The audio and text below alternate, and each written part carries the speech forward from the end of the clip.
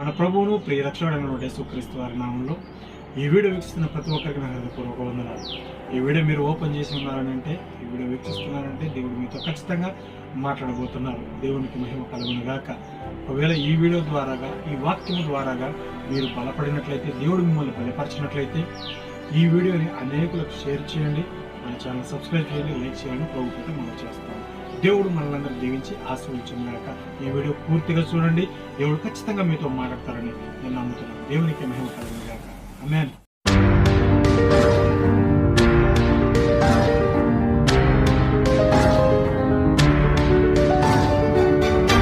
మన ప్రభువును ప్రియ రక్షకుడైనటువంటి యేసుక్రీస్తు వారి నామంలో ఈ ఉదయకాల సమయంలో ఈ వీడియో వీక్షిస్తున్న ప్రతి ఒక్కరికి నా హృదయపూర్వక శుభములు, వందనములు తెలియజేస్తాను. అందరూ బాగున్నారండి? అనేక విషయాల్లో కృంగిపోతూ ఉంటాం. మన ప్రాణం ఏం చేస్తుందంటే ప్రతి విషయానికి తొందరపడుతూ ఉంటాం. మన ప్రాణం తొందరపడుతూ, కృంగిపోతూ, కృషించిపోతూ, నలిగిపోతూ, విరిగిపోతూ, అనుక్షణము బాధపడుతూ, కన్నీరు కారుస్తూ కదా. ఈనాడు అటువంటి స్థితిలో నువ్వు ఉన్నావేమో. ఉన్నావు, ఖచ్చితంగా ఉన్నావు. దేవుడు నీతో మాట్లాడుతూ ఉన్నాడు. నువ్వు నమ్మినట్లయితే ఆయన మహిమను చూస్తావు. ఈ వీడియో నువ్వు పూర్తిగా చూస్తున్నట్లయితే ఖచ్చితంగా నేను దేవుడు దర్శిస్తాను. దేవునికి మహిమ కలుగును గాక. నువ్వు నిజంగా కృంగి ఉన్నావు, నీ ప్రాణం నీలో తొందరపడుతుంది, కానీ నువ్వు చేయాల్సింది ఏంటంటే ఆయన యందు నిరీక్షణ ఉంచాలి. నిరీక్షణ ఉంచకుండా సాతాను గారు అనేక పన్నాగాలు పన్నుతాడు. అనేకమైనటువంటి విషయాలు నీ ముందుకు తీసుకొచ్చి పెడతాడు. అనేకమైనటువంటి సందర్భాలు నీ ముందు తీసుకొచ్చి నువ్వు పెద్ద ఇదా, నువ్వు పెద్ద ఇది, నువ్వు పెద్ద ఇలాగా అలాగా, నువ్వు గతంలో ఇలా చేయలేదు అలా చేయాలని గతాన్ని తీసుకొని వచ్చి ఏం చేస్తాడంటే సాతాను గారు నీ ముందు ఉంచేసరికి నువ్వేమంటావంటే, ఏమైనా వాళ్ళరా, అవును కదా తండ్రి, నేను గతంలో అలా కదా ఇలా కదా అని నీ ప్రార్థన డైవర్ట్ అయిపోతుంది, నీ స్థితి డైవర్ట్ అయిపోతుంది. నువ్వు నిశ్చయించుకుని కూర్చోంటావు ప్రార్థన చేయాలని, నా ప్రాణం నాలో కృంగిపోకూడదని, నేను దేవుని యందు ఏం చేయాలి, నిరీక్షణ ఉంచాలని, నేను తొందరపడకూడదని నువ్వు అనుకుంటావు. కానీ సాతాను చేసే పని ఏంటంటే నిన్ను ప్రార్థన నుంచి డైవర్ట్ చేయాలి కదా. ఆ డైవర్ట్ అయినప్పుడు నువ్వేం చేస్తావంటే అతక్కుపోతావు. ఎక్కడ తెలుసా? ఇంకా అయిపోయింది ప్రార్థన.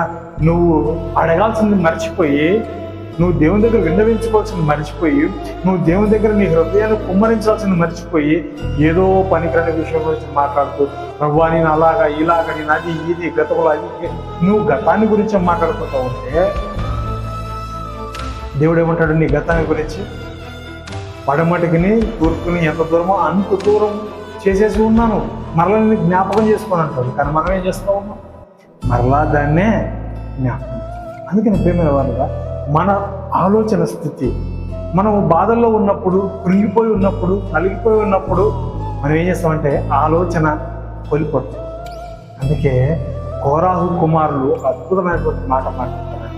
42వ కీర్తన 5వ చరణంలో ఈ విధంగా రాస్తారు, నా ప్రాణమా నీవు ఎలా కృంగి ఉన్నావు, నాలో నీవేలా తొందరపడుచున్నావు, దేవుని యందు నిరీక్షణ ఉంచుము, ఆయనే నా రక్షణకర్త అనియు నా దేవుడనియు చెప్పుకొనుచు ఇంకనూ నేను ఆయనను స్తుతించెదను. దేవునికి మహిమ కలుగును గాక. హల్లెలూయా. ఏమంటా? నా ప్రాణమ ఎందుకు నువ్వు కృంగిపోతున్నావు? అసలు ఎందుకు కృంగిపోతున్నావు?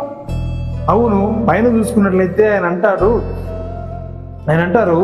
శత్రువులు ఏం చేస్తున్నారంట, మీ దేవుడు ఏమాయను అని వారు నిత్యము నాతో అనుచుండగా రాత్రి పగలు నా కన్నీళ్ళు నాకు అన్నపానములైంది.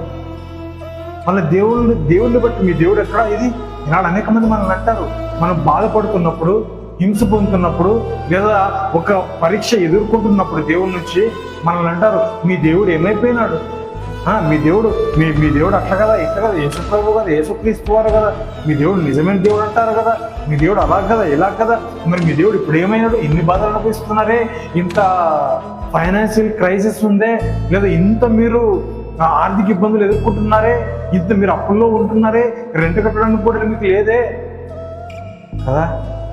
నిజమా కాదా అండి? అనుభవించినవా ఇట్లాంటివి? అంటున్నారు. ఏమంటున్నారు ఇక్కడ?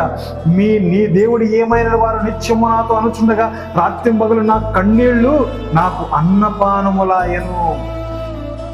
మేమేం చేయగలం? ఒక దేవునితో మొరపెట్టుకోవడం.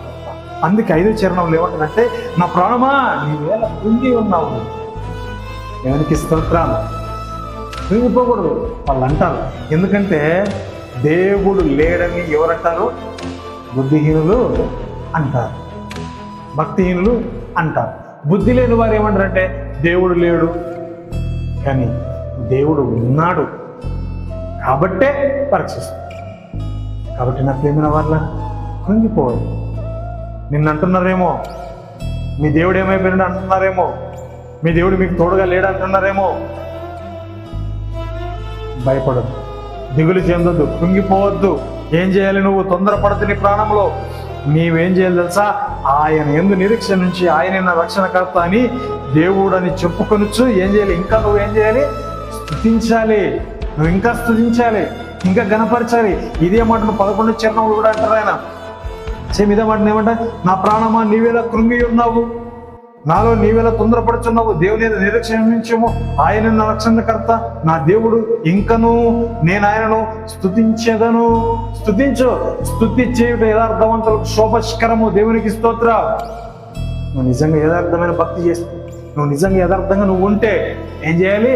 స్తుతి చేయాలి, స్తోత్రించాలి. దేవుడిని కృతజ్ఞతలతో నింపేయాలి. అసలు ప్రభు నువ్వు నాకు జీవాన్ని ఇచ్చినావు, నువ్వు కృతజ్ఞత చేస్తా ఉంటే, స్తుతి చేస్తా ఉంటే నీ పరిస్థితి తారుమారైపోలే. యేసునామములో దేవునికి మహిమ కలుగునుగా. నాడు స్తుతి చేస్తున్నామా? మహిమపరుస్తున్నామా? ఆయన్ని ఘనపరుస్తున్నామా? ఘనపరచాలి. ఘనపరిచినప్పుడే దేవుడు గొప్ప కార్యం. ఆయనను మనం స్తుతించాలి. మనుషుల్ని చేసినట్టు ముఖస్థుతి కాదండి దేవుని దగ్గర. ముఖస్థుతి అంటే పొగడడం కాదు. దేవుని మనస్ఫూర్తిగా హృదయపూర్వకముగా నీవు తప్ప నాకెవరు లేరు, నీవే నా దిక్కు అని ఆయన ముందు మొరపెట్టు.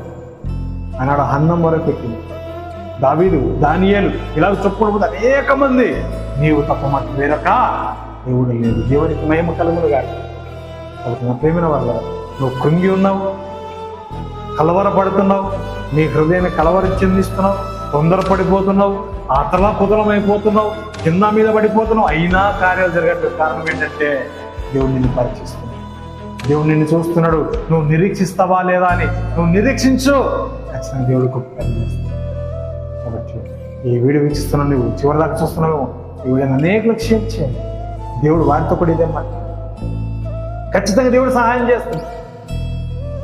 కొండ తట్టు నేను కన్నులెత్తుచున్నాను, నాకు సహాయం ఎక్కడి నుంచి వస్తుంది అంటే నిజమైన దేవుడి నుంచి, నీ దగ్గర నుంచే, యెహోవా దగ్గర నుంచి నాకు సహాయము వచ్చును కదా.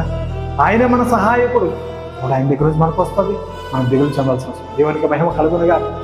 ఈ వీడియోని షేర్ చేయండి, లైక్ చేయండి, సబ్స్క్రైబ్ చేయండి. దేవుడు మనల్ని దీవించి ఆశీర్వదించుగా. ఆమేన్.